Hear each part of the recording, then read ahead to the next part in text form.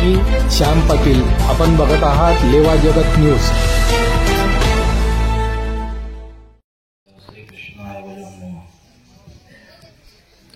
सर्वांच्या हृदय चैतन्य स्वरूपाने विराजमान परमकृपाळू परमेश्वराला नमस्कार करतो. उपस्थित आपण सर्व दिव्य आत्म्यांना सप्रेम दंडवत. मी यासाठी सगळ्यांना बसवलं की अजून माझं बोलणं बाकी होतं. माझी इच्छा होती की मी जे काही बोलणार आहे ते तुम्ही ऐकावं. आता आम्ही असं निश्चित केलंय संतांनी, जरी तुमची इच्छा नसली तरी बळजबरी का होईना पण तुम्हाला हे सगळं सांगावं, तुमच्याशी बोलावं. कारण आम्ही बळजबरी जरी केली की आम्ही जे बोलतोय ते ऐका, त्यामध्ये आमचं कमी तुमचंच जास्त भलं आहे. म्हणून काही बळजबरीचे अधिकार तुम्हीच आम्हाला दिले आहेत, ज्यामध्ये तुमचं कल्याण आहे, तुमचा उत्कर्ष आहे. आणि दुसरं यासाठी मी बसवलं की पोहे आणि शिरा तयार होतो, तुम्ही ते पूजन करून एक एक एकाने निघून जायचं, मग त्या पोहे आणि शिऱ्याचं काय. म्हणून मग मी येताना सगळं तपासून आलोय, त्याचाही लाभ तुम्हाला सर्वांना व्हावा म्हणून मी सगळ्यांना खाली बसवलं. मी आज सर्वांच्या मार्फत अखिल भारतीय संत समिती किंवा संपूर्ण आपल्या परिसरातील संत समाज सर्वांच्या मार्फत मी पूजनीय श्रद्धेय मानेकर बाबांना त्यांच्या अवतरण दिनाच्या शुभेच्छा देतो. परमेश्वराने बाबांना दीर्घायुष्य प्रदान करावं, निरामय आयुष्य प्रदान करावं अशी भगवान दत्तात्रेयांच्या चरणी, परमेश्वराच्या चरणी मी प्रार्थना करतो. महानुभाव संप्रदायाचा अर्थ होतो महानुभाव. या शब्दाचा अर्थ होतो उदारमतवादी. दुसरा अर्थ होतो महानुभाव, ज्यांना महाअनुभव आहे. माझ्या मते तुम्ही शास्त्री केलंय, मी पुस्तकं पण हाती घेतलेली संस्कृतची, पण मी आताच गुगलला विचारलं, त्याने मला उत्तर दिलं की नेमकं महानुभाव म्हणजे उदारमतवादी. आणि जर आपण बघितलं महानुभाव संप्रदायाची जी परंपरा आहे, आपण जर बारकाईने या परंपरेकडे लक्ष दिलं आणि समजून घ्यायचा प्रयत्न केला तर या संप्रदायामध्ये क्षुद्रांपासून जात समाजाचे कोणतेही भेद न ठेवता या संप्रदायामध्ये प्रत्येकाला स्वीकारलं जातं. याचा अर्थ की दुसरा अर्थ आपण सोपा असा करू शकतो, महानुभाव म्हणजे समरसता. म्हणजे चक्रधर स्वामीजींनी जो एक आदेश दिला, जे ज्ञान दिलं किंवा जी कल्पना तयार केली, जी भूमिका त्यांनी तयार केली की आपल्या हिंदू धर्मातील सर्व जाती आणि समाज, ते गरीब असोत श्रीमंत असोत, त्या प्रत्येकाला सन्मान अपेक्षित आहे. त्या प्रत्येकाला सन्मान मिळाला पाहिजे. त्या प्रत्येकाला हे धर्म कार्य करायचा अधिकार मिळाला पाहिजे. दुसरं विशेष कार्य महानुभाव संप्रदायात चक्रधर स्वामींनी केलं की माता भगिनींना एक मोठा अधिकार दिला की ज्या काळामध्ये जर तो काळ बघितला चक्रधर स्वामींचा, तर त्या काळामध्ये माता भगिनींना अशा पद्धतीने धर्म कार्य करायचा अधिकार देणं, त्यांच्याकडून त्यांना ही अनुमती देणं, त्यांनाही पुरुषा इतकाच धर्म कार्य करायचा अधिकार माता भगिनींना देणं, ही खूप मोठी क्रांती चक्रधर स्वामींची त्यावेळी होती. मला असं वाटतं की आज आपण म्हणतोय की स्त्री पुरुष एक समान, स्त्री पुरुष एक समान, आज आपण त्याला स्वीकारायला पण सुरुवात केली, मानतोय. परंतु याची सुरुवात चक्रधर स्वामींनी त्या काळात केली. 800 वर्षांच्या पूर्वी आणि आज परिस्थिती ती निर्माण झाली आहे की ते आपल्याला स्वीकारायला लागतंय. ते तुम्ही श्रद्धेने किंवा मजबुरीने पण ते स्वीकारावं लागतंय. याचा अर्थ की 800 वर्षांच्या पूर्वी त्यांनी ते एक व्हिजन आपल्या समाजाला दिलं, हिंदू धर्माला दिलं. आणि संतांची हीच भूमिका असते. संतांचा जो उपदेश असतो तो उपदेश भविष्याला लक्षात ठेवून असतो की या समाजाचं कल्याण, समाजाचं भलं कशाने होईल. आज आपल्याला म्हणावं लागतंय की नाही किंवा म्हटलं पाहिजे, एक है तो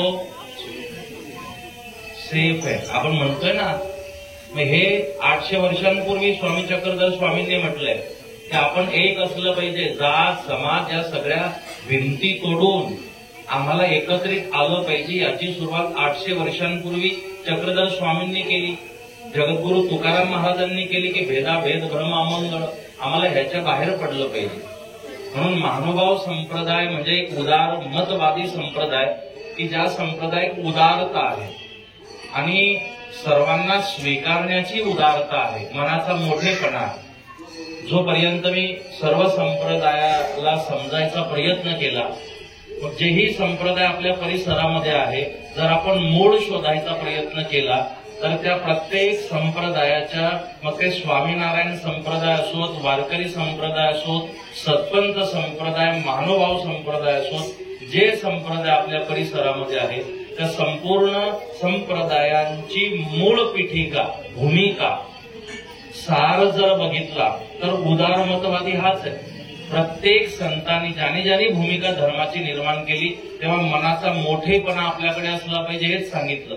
भेद संपवायला सांगितलं, अद्वैत भाव सांगितला की आपल्या सर्वांच्या मध्ये देव आहे. हे सर्व संतांनी सर्व संप्रदायात सांगितलं. म्हणून आपल्या हे कोणत्याही प्रकारचे भेदाभेद असू नये वगैरे. मग सर्वच संप्रदायांचं मूळ आणि सर्व संप्रदायांचा उपदेश एक असेल तर आम्हाला एक दुसऱ्याच्या संप्रदायाला श्रद्धेने स्वीकारता आलं पाहिजे.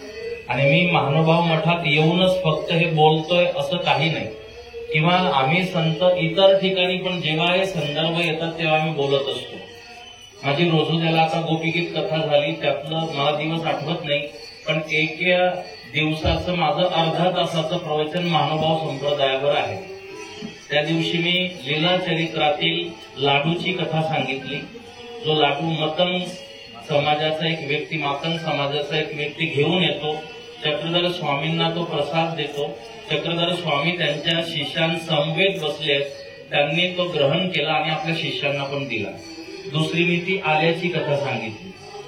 ती किती तेवढी बारकावे या संतांच्या नजरेत, त्यांच्या विचारांमध्ये असतात की आल्याची फोत्र जरी जी टाकाऊ आहेत, जी फेकायची आहे, ती जरी तुम्हाला घेऊन घ्यायची असली तरी ज्याचं आलंय, ज्याच्या मालकीचं, त्याला तुम्ही ते विचारलं पाहिजे. तो भाग वेगळा. रस्त्याने शेतातून येताना बायका घेऊन येतो न विचारता, किंवा काही मकीची कणसं आपण घेऊन येतो का काय, टरबूज वगैरे, तुरीच्या शेंगा, इथं फार सोपं तुम्हाला माहिती नाही. अजून बांध पण घेऊन येतात शेतात आपल्या. मी तर बऱ्याचदा गमतीत सांगितलं, आपला महाराष्ट्र पाकिस्तानला लागून पाहिजे होता, म्हणजे अर्धा पाकिस्तान महाराष्ट्रात आला असता. कारण आपल्या बांधावर जेवढं पिकतं ना तेवढं मध्यभागी नाही पिकत. साहेबांकडे जास्त तक्रारी बांधाच्याच येत असतील, मध्ये मेहनत नाही होत. याचा अर्थ की सर्व संप्रदाय, जर आपण सर्व संप्रदायांमध्ये बघितलं तर हे आदर्श दिले आहेत, मर्यादा दिला आहे की जे तुम्हाला एक फूल, कोणाच्या दारासमोरचं फूल तोडायचं आहे, एखाद्याच्या शेतातून तुम्हाला काही वस्तू घ्यायची आहे, ती शेत मालकाला विचारून तुम्ही ती वस्तू, तुमच्या मालकीची नाही. आणि जेव्हा आपल्या मालकीची नसताना ती आपण न विचारता घेत असतो, त्या ऋणात तुम्ही अडकत असता आणि त्या चोरीचा तो एक विषय म्हटला जातो. आणि त्या ऋणात असेपर्यंत तुम्ही कितीही भक्ती केली, तुम्ही त्याच्या ऋणातून मुक्त होत नाही, म्हणजे जन्म मृत्यूच्या चक्रातून मुक्त होत नाही. तुम्हाला त्याचं ऋणातून मुक्त होण्यासाठी परत यायला लागतं. असं ते चक्र. म्हणजे किती बारीक एक नियोजन संतांनी आम्हाला सर्वांना दिलंय. आणि म्हणून संत पूजले जातात, संत प्रातस्मरणीय असतात. ते वैकुंठवासी संतांना म्हणायला हरकत नाही गेल्यानंतर. पण आता म्हणजे आपण जर विचारलं की आमचे वडील वैकुंठवासी झाले, मी म्हटलं कसे, पिऊन पिऊन म्हणे लिव्हर खराब झाले. म्हटलं वैकुंठवासी कसे, म्हणजे आपल्याला असं वाटतं की वैकुंठवासी लिहिलं म्हणजे तो व्यक्ती वैकुंठात जातो फोटोवर लिहिल्याने. फोटोवर लिहिल्याने कोणी वैकुंठात का कैलासात नाही जात, तो साकेतवासी नाही होत. म्हणजे मेल्यावरही चुकीचाच पत्ता लिहिला जातो.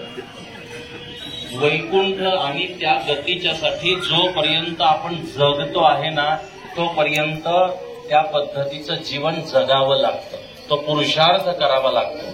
आज आपल्याला वाटतंय की इथे बाबांना आसनावर बसवून त्यांचा अवतरण दिन आपण स्वयंस्फूर्तीने, ते बाबांनाही माहित नव्हतं की आज आम्ही सगळे येणार आहे, हेही बाबांना माहित नव्हतं.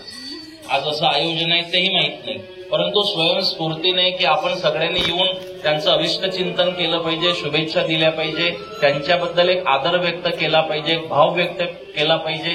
का म्हणून हे सगळं, कारण की बाबांचा अवतरण दिन यासाठी स्वयंस्फूर्तीने आपलं मन होतंय. त्यांचं कर्तृत्व, पुरुषार्थ, धर्मकार्य म्हणून कायम आपल्या भारत देशामध्ये तो पुरुषार्थ पूजला जातो. मग तो जटायू असला ना, पण त्याने सीता मातेच्या सुरक्षेसाठी जर रावणाचा विरोध केला तरी आमच्या देशात गीध, जटायू सुद्धा पूजला जातो. अयोध्येला श्री राम जन्मभूमी मंदिराची प्रतिष्ठा झाली आणि त्या ठिकाणी सुद्धा जर बाजूला आपण बघितलं तर जटायूची मूर्ती तिथे पण आहे. तिथे पण त्यांचं स्मारक जटायूचं उभं केलं जाते अयोध्येत. जटायू सुद्धा गीध, मांसाहारी जीव, तोही पूजला जातो, पूजनीय बनतो. कशामुळे? पुरुषार्थ केला. हेच भीष्म पितामहांना जमलं नाही. गंमत बघितली, द्रौपदीचं वस्त्रहरण होताना मग शरीर भरून तीरावर झोपावं लागलं. त्यांना वेगळं मरण आहे आणि इकडे जटायूला देवाच्या मांडीवर मरण आहे. पुरुषार्थ पूजला जातो. संतने संतपण नथी मोफतमा मिळता, येणे ना मोल चुकावा पडता. संतांना हे मोफत नाही मिळत. आपण असं सहज प्रातस्मरणीय, वंदनीय, पूजनीय नाही होत.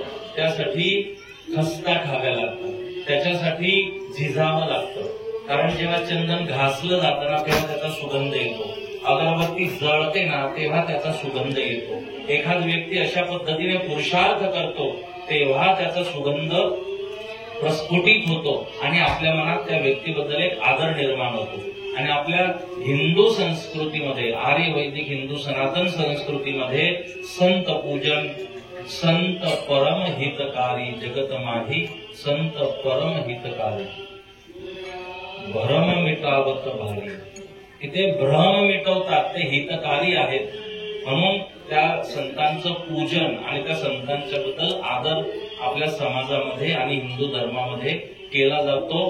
कारण की ते चालते फिरते तीर्थ म्हटले जातात संत, म्हणून ते तीर्थ स्वरूप आहे. म्हणून आज आपण संत पूजन, बाबांचं त्या पुरुषार्थाचं पूजन, त्यांच्या त्या कार्यकर्तृत्वाचं पूजन, संसाराचं गुलाम न होता अध्यात्माचं, धर्माचं गुलाम होणं पसंत केलं, त्याचं ते पूजन आहे, त्याचा तो सन्मान आहे. म्हणून मी आज मोठ्या बाबांचंही स्मरण करतो. बाबांचंही माझ्यावर खूप प्रेम होतं. एखाद वेळी मी आल्यानंतर भेटून नाही गेलो की पुढच्या फेरीला ते नाराज असायचे की तुम्ही आधी आले तेव्हा भेट घेतली नाही. बाबांचंही मला खूप प्रेम मिळालं, त्यांचंही माझ्यावर प्रेम होतं आणि बाबांचंही मला सुरुवातीपासून, म्हणजे आज ठीक आहे, आज काहींचं जनार्दन महाराजांवर प्रेम, काहींचं मजबुरीने असतं, काहींचं श्रद्धेने असतं. परंतु आज ठीक आहे की आज महाराजांशी संपर्क करणं किंवा हे वाटतं सगळ्यांना काही गोष्टींमुळे. परंतु जो माझा एक बॅड पॅच होता, एक माझा संघर्षाचा काळ होता, जेव्हा मला मनोबळाची, आत्मबळाची, माझ्या गुरूंच्या नंतरचा जो माझा काळ आहे 2 वर्षाचा, त्या काळात अनेक घटना घडल्या, मला संघर्ष करायला लागला वगैरे. त्या माझ्या काळामध्ये बाबा माझ्या पाठीशी उभे राहिले, माझं मनोबल वाढवलं आणि एक मोठ्या भावाची जी भूमिका असते ती भूमिका बाबांनी निभावली. आजही ज्या शरीराला ज्या आई वडिलांनी जन्म दिला, मी 2-4 महिन्यांनी एकदा कधीतरी त्यांच्याशी बोलत असतो, पण बाबांचं आणि त्यांचंच बोलणं असतं आणि त्या दोघांच्या चर्चेचा विषय मी असतो. म्हणजे ही 2 वेगवेगळ्या संप्रदायातील संतांच्या मध्ये एवढी आत्मीयता असणं ही चक्रधर स्वामींची, जगन्नाथ महाराजांची कृपा मी समजतो. आमचे जे मोठे होते त्या मोठ्यांचे हे आदर्श आहेत, त्यांची कृपा आहे. त्यांनी आम्हाला जो माणुसकीचा धर्म दिला की आपण संप्रदाय, जात, समाज हे नंतर आहे, पण आधी आम्ही माणूस आहे. आम्ही माणूस म्हणून एकत्रित यायला शिकलं पाहिजे, आम्ही हिंदू म्हणून एकत्रित यायला शिकलं पाहिजे. ही जी आपल्या मोठ्यांची शिकवण आहे, बस ती पुढे घेऊन जाण्याचा प्रयत्न आम्ही सर्व संत करीत आहोत. आधी केले, मग सांगितले. आज आमच्यामध्ये जे प्रेम निर्माण झालंय, जे माझ्यापेक्षा लहान त्यांचा मोठा भाऊ मी, जे माझ्यापेक्षा मोठे त्यांचा लहान भाऊ मी, म्हणजे जे बंधुत्व भाव सर्व संप्रदाय आणि परिसरात निर्माण झालं, ही काळाची गरज आहे. आणि आम्ही यासाठी हे वागत असतो की आमच्याकडे बघून आमचे जे संप्रदायाचे अनुयायी आहे त्यांनी असं वागावं आमच्याकडे बघून. आणि आपल्या परिसरात खूप सुंदर वातावरण आहे की म्हणजे जसं आता पक्षांमध्ये झालंय, एखाद्याने सांगितलं मी शिवसेना, मग विचारायला लागतं कोण.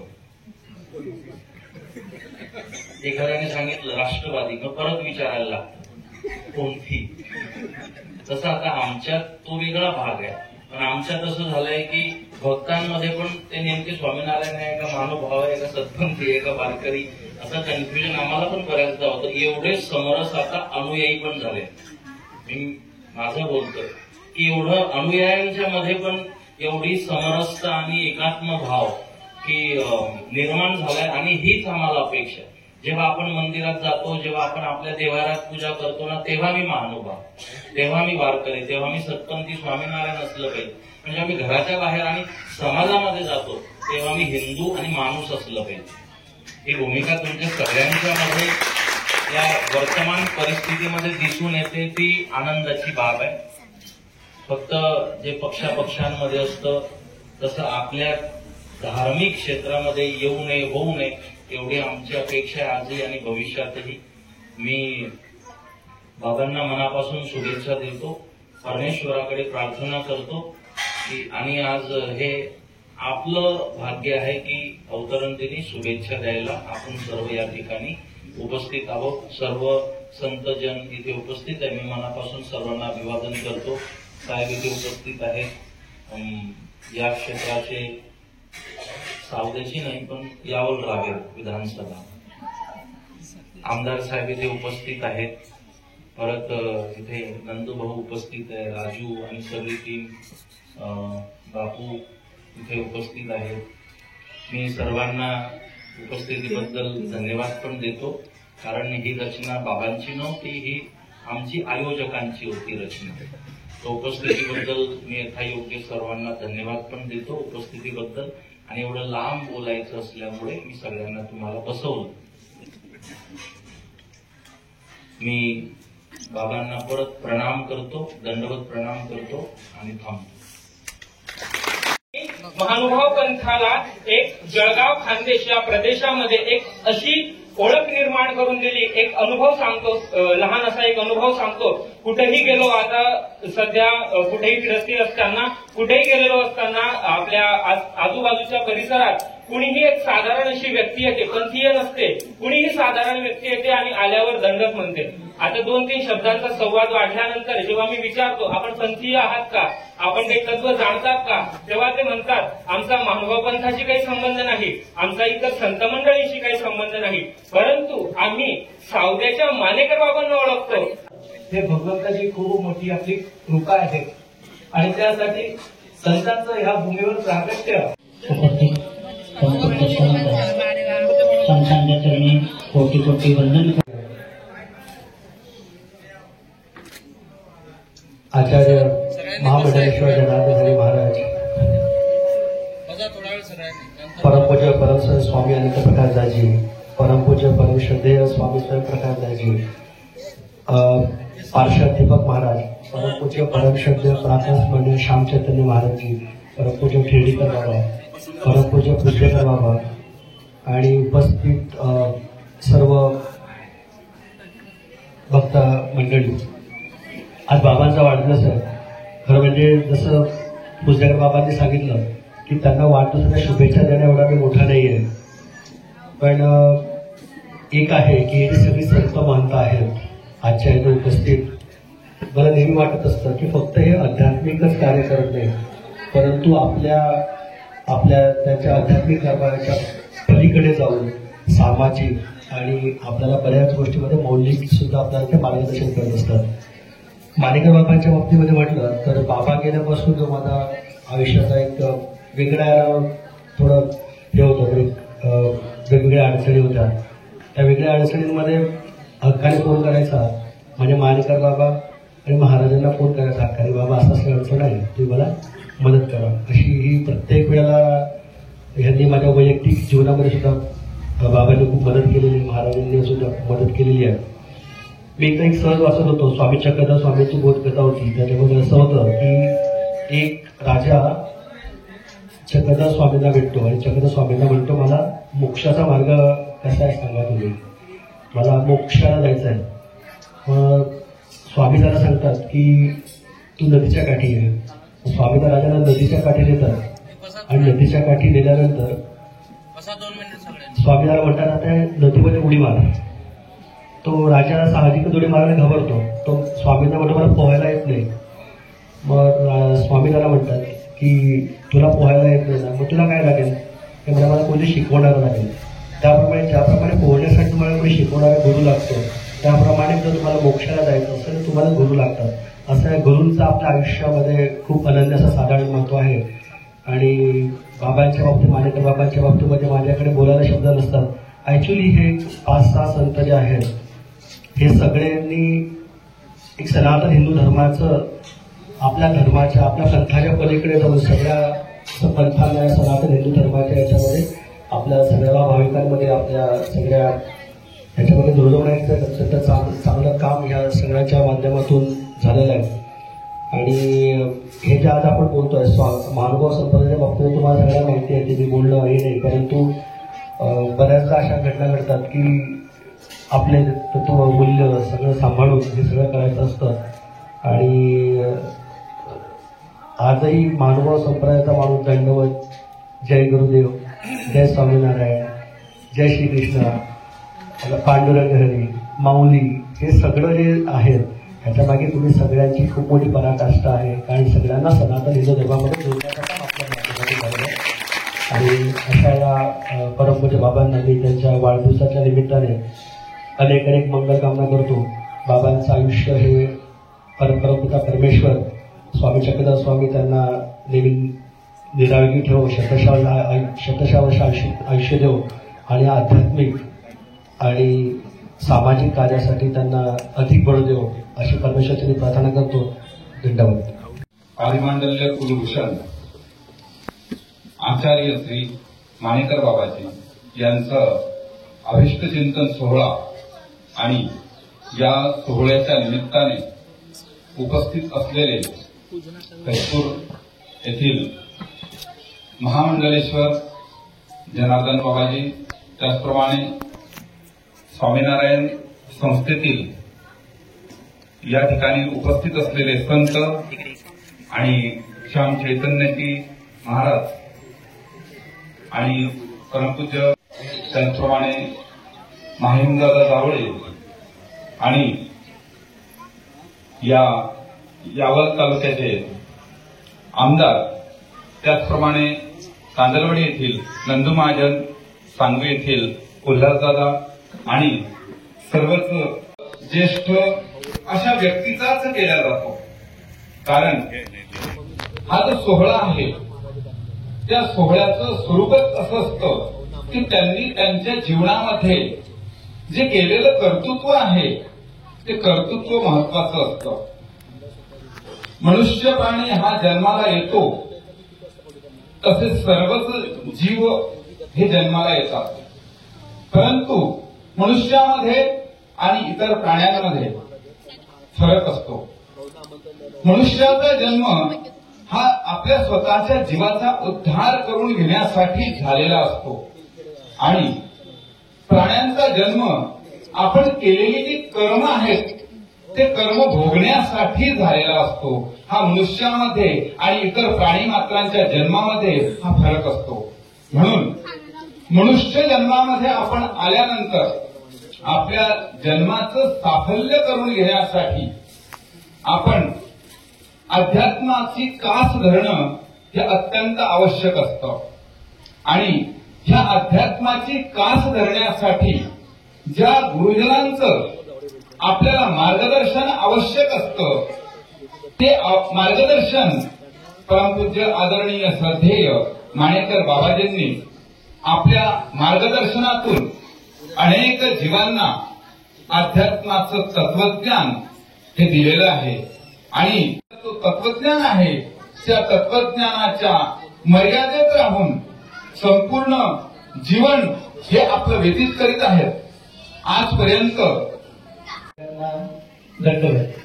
जय गुरुदेव, जय स्वामीनारायण. आता हा सुंदर प्रसंग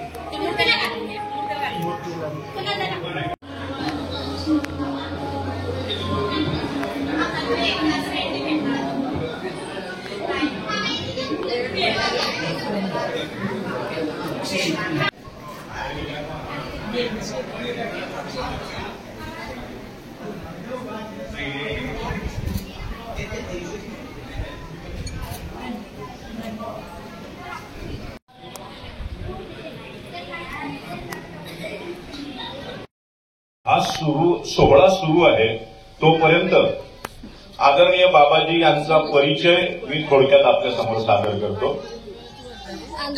मित्रो, या अभिष्ट चिंतन सोहळ्याच्या निमित्तानं आपण इथे एकत्रित जमलेलो आहोत.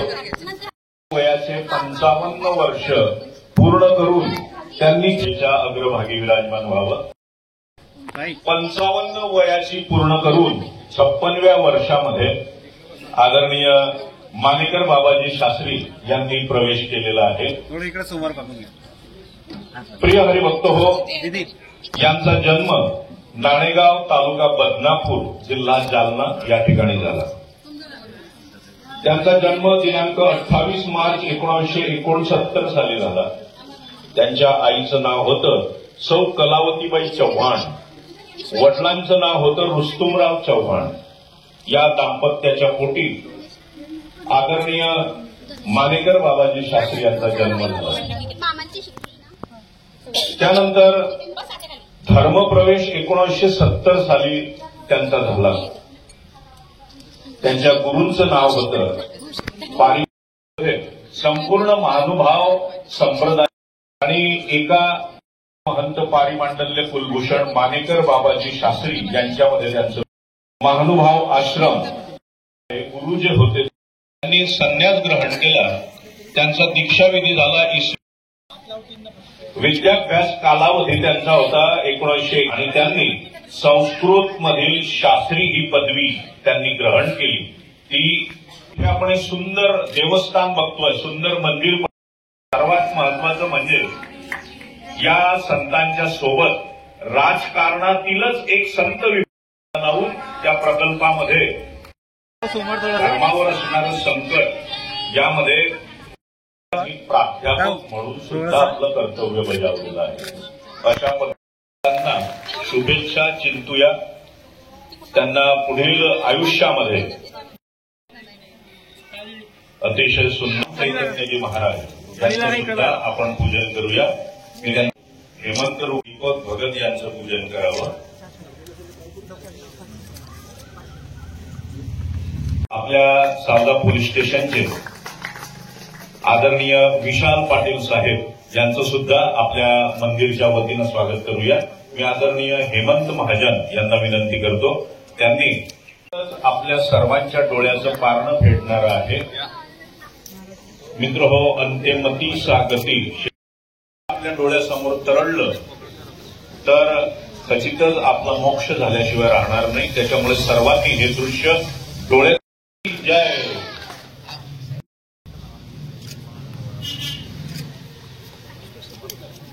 दादा जावळे यांना सुद्धा विनंती करतो, त्यांनी या सोहळ्यामध्ये सामील व्हावं.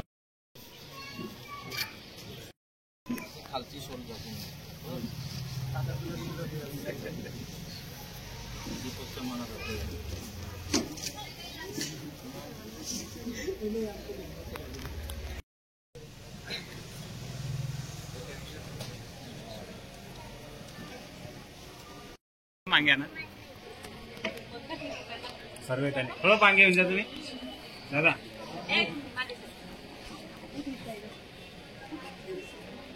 एका जोरदार टाळ्यांचा कडकडाट.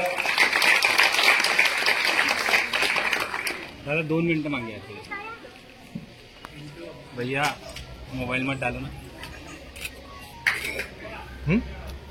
हरी महाराज, त्याचप्रमाणे परमपूजनीय आदरणीय आचार्य प्रवर्षी चोरमांगे बाबाजी, आदरणीय स्वयंप्रकाशदासजी, आदरणीय आनंद प्रकाशदासजी, आदरणीय श्याम चैतन्यजी, आदरणीय दीपक भगतजी, आदरणीय महंत हरिराज बाबाजी, आदरणीय महंत राजधर बाबाजी, त्याचप्रमाणे या कार्याला आवर्जून उपस्थित असलेले आणि यावर मतदारसंघाचे लोकप्रिय आमदार अमोलदादा, त्याचप्रमाणे या संपूर्ण परिसरामध्ये राजकीय क्षेत्रात ज्यांचं वर्चस्व आहे असे नंदूभाऊ महाजन, त्याचप्रमाणे राजूभाऊ सुधाकर पाटील, आदरणीय उल्हासदादा आणि उपस्थित सर्वच आदरणीय संत महंत, आदरणीय प्रदीप दादांचे, त्याचप्रमाणे सर्व पत्रकार बांधव, तसेच विश्व हिंदू परिषद, RSSचे कार्यकर्ते आणि सर्वच माझ्यावर प्रेम करणारे माझे स्नेहीजन बंधू होईल. आज माझ्यासाठी आनंदाचा क्षण आहे. या आनंदाच्या क्षणी आपण सर्वजण अतिशय प्रेमाने, अतिशय आवर्जून इथे उपस्थित आहात. ही जी 55 वर्ष पूर्ण झालेली आहेत, यामध्ये अनेकांचा सहभाग आहे. जसं महाराजांनी सांगितलं की बॅड पॅच असताना जो संघर्ष करावा लागतो आणि त्यावेळी जी जी माणसं सोबत असतात ती माणसं सदैव स्मरणात राहत असतात. तसंच माझ्याही जीवनामध्ये अनेकांचं योगदान आहे. माझ्या गुरुजींचं,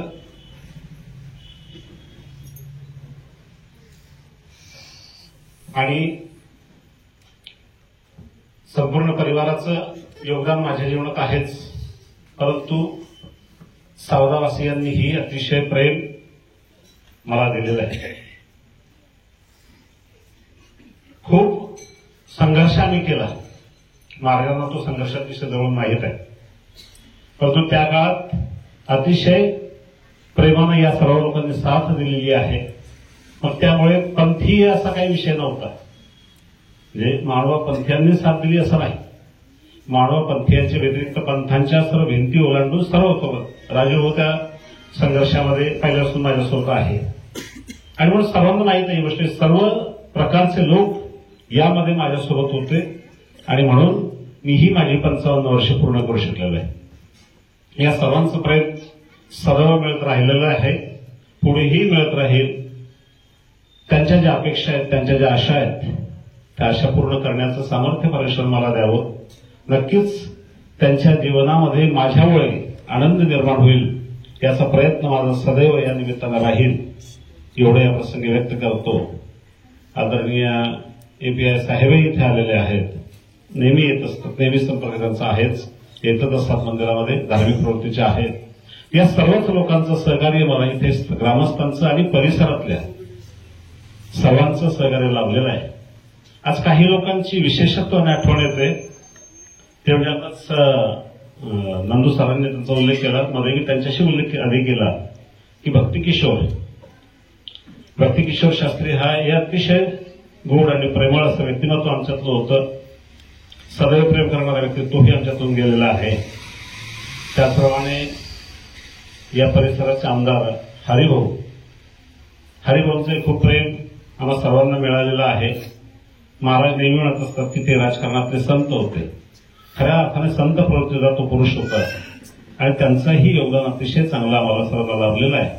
या सर्वांचं, आपणा सर्वांचं, ग्रामस्थांचंच नाही तर या संपूर्ण परिसरातलं आणि पंचक्रोशीतील सर्व भक्तांचं प्रेम असंच मिळत राहावं आणि त्यांच्या जीवनात मला माझ्याकडून काहीतरी जाण्याच्या 4 गोष्टी सांगता याव्यात, त्यांच्या जीवनात आनंद निर्माण करता यावा एवढं परमेश्वराने शक्ती द्यावी एवढी या प्रसंगी परमेश्वराकडे प्रार्थना करतो. आपण सर्वजण आलात. आभार काय म्हणायचे, आभार आपले मानू शकत नाही आणि आभार कुठल्याही शब्दामध्ये मी आपले व्यक्तही करू शकत नाही, कारण आपल्या प्रेमामध्ये सदैव आपल्याला राहायचंच आहे. आणि म्हणून आभार व्यक्त न करता आपली कृतज्ञता व्यक्त करतो.